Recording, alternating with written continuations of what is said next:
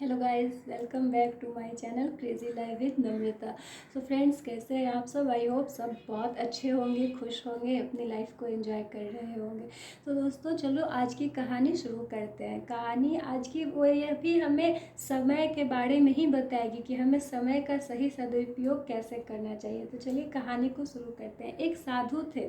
वो हमेशा एक नदी के किनारे बैठे रहते थे और जोर जोर से चिल्लाते रहते थे कि जो चाहोगे सो पाओगे, जो चाहोगे सो पाओगे। उनका यही नारा बन चुका था। बैठ के वो यही बोलते रहते थे कि जो चाहोगे सो पाओगे।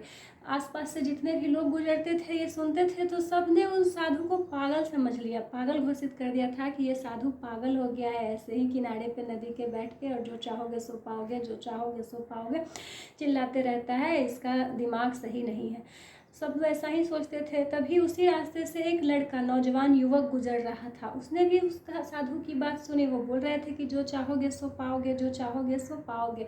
तो उनकी बातों को ध्यान से सुनकर उनके पास गया, साधु के पास जाकर आराम से बैठा और फिर साधु से पूछा कि महाराज, क्या सच में मैं जो चाहता हूँ वो पा सकता हूँ? क्या आप मुझे वो दिलाओगे जो मैं चाहता हूँ? आप बोल रहे हो जो चाहोगे सो पाओगे, तो क्या आप मुझे वो दिला सकते हो, मैं जो चाहूँ वो पाऊँ? तो साधु ने कहा कि बिल्कुल, तुम बताओ तुम क्या चाहते हो।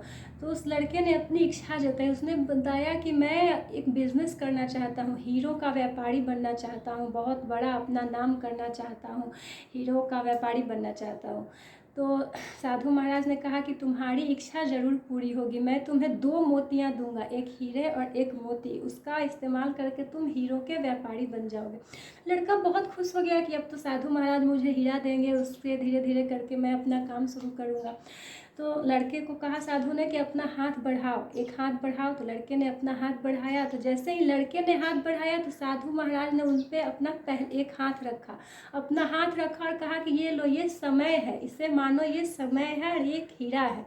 समय को हीरा बताया कि ये हीरा है। फिर उन्होंने दूसरा हाथ लड़के को खोलने को कहा। लड़का ने दूसरा हाथ भी खोला। तो साधु ने अपना दूसरा हाथ रखा और कहा कि ये मोती है, धैर्य है।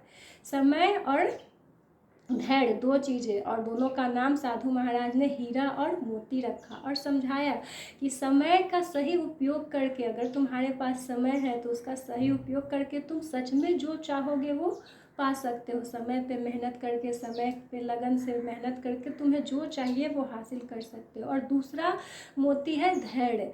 मोती धैर्य, मोती को न धैर्य बताया, धैर्य को मोती से तुलना की। मतलब तुम धैर्य के साथ, मेहनत के साथ आगे बढ़ के जो चाहोगे वो पा सकते हो। मान लो तुम बहुत मेहनत कर रहे हो और अगर सफल नहीं हो पा रहे हो तो तुम क्या करते हो? हम सब क्या करते हैं? हार मान लेते हैं। हम सोच लेते हैं नहीं, हमारे बस का नहीं है, नहीं हो पाएगा। तो यहीं पे धैर्य काम करता है। अगर आपकी मेहनत के अनुसार भी आपको फल नहीं मिल रहा है तो आपको धैर्य रखने की ज़रूरत है और मेहनत और दुगनी ताकत से करने की ज़रूरत है। फल तो एक न एक दिन ज़रूर मिलेगा।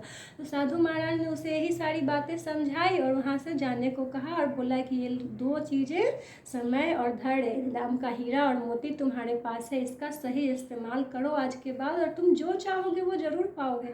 तो लड़के ने ऐसा ही करना शुरू किया। वो गया एक हीरे के दुकान पे, वहाँ पे उसने काम करना शुरू किया। काम करते करते पहले उसने कुछ दिनों तक सब कुछ सीखा। सीखने के बाद उसने अपना बिजनेस शुरू किया और एक दिन वो सच में हीरो का व्यापारी बना।